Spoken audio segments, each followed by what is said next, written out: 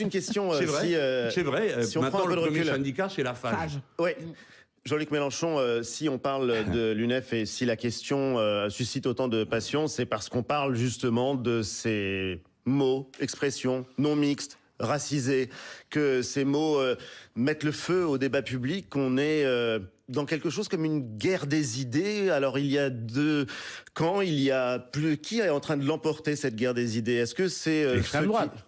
C'est sûr. Aujourd'hui, en France, ceux qui emportent la bataille des idées... dans toutes les chaînes. Oui, mais les conservateurs, on organise des soirées entre disent droite que c'est extrême et extrême droite. la gauche postcoloniale qui est en train de gagner cette bataille des idées. Chacun pense que c'est l'autre qui a gagné. Non, mais attendez. D'abord, nous n'acceptons pas... Moi, j'accepte pas cette polémique. Elle n'existe pas. C'est un tissu d'idiotie. Discuter de savoir... si oui ou non des gens sont racisés, stupide. Il est évident que des gens sont maltraités du fait de leur supposée race et assignés à des comportements et sont victimes de discrimination. Et nous le savons. Et ce qui s'étudie, c'est comment se superposent les discriminations. Parce qu'il y a encore 2 générations, on n'était pas sensible à ça. On résumait la lutte de classe à une lutte pour des intérêts matériels. Elle existe toujours, cette lutte de classe. Mais elle est médiatisée par des formes comme la discrimination. Quand c'est une femme, on la paie moins. Pourquoi? Parce que c'est une femme. C'est ce qu'on appelle l'intersectionnel. Quelqu'un qui apparemment est musulman, intersectionnel, ça c'est un gros mot. Certains disent qu'on a substitué à la lutte des classes la lutte des races. Et notamment le travail des historiens et sociologues Gérard Noiriel et Stéphane Beau. Ils en ont fait un livre qui a été beaucoup discuté. Oui, il n'y a pas que, il y a surtout beaucoup de gens d'extrême droite. Je trouve que c'est pas sérieux, c'est pas bon.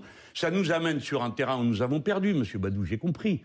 C'est pas la peine de tourner le couteau dans la plaie. Nous sommes submergés. Et nous acceptons ce genre de débat stupide continuellement. Nous sommes obligés d'y répondre.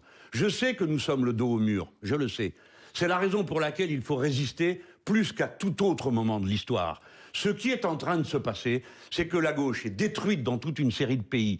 L'universalisme, le vrai, le républicanisme, le vrai, pas cette horreur raciste qu'on a sous les yeux et qui vient proclamer la République à condition qu'il n'y ait pas de musulmans, proclamer le vivre ensemble à condition qu'on s'assimile à on ne sait quoi et à on ne sait qui. Moi, je suis, parce qu'on est dans cette énorme difficulté, tenez bon les gens. Premièrement, la vie sera créolisée. Nos enfants n'iront pas vous demander la permission de s'aimer. Ils le feront et ils le font. Nos mœurs changeront. La créolisation est l'avenir du monde. Nous ne sommes qu'une seule espèce. Et cela va finir par se manifester. Nous allons ensemble dans l'espace interplanétaire. Nous irons ensemble dans les mers.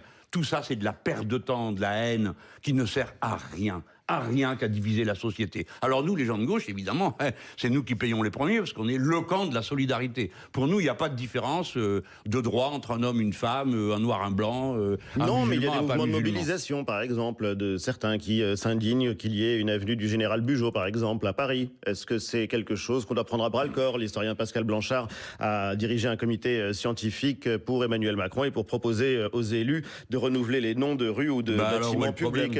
Non, mais en l'occurrence... On va se poser des questions, non? Voilà. Bon, alors dans le passé, on admirait certains, puis tout d'un coup, en cours de route, on se dit, mais dis donc, il n'est pas si admirable que ça, parce qu'il a fait ceci, il a fait cela, telle horreur.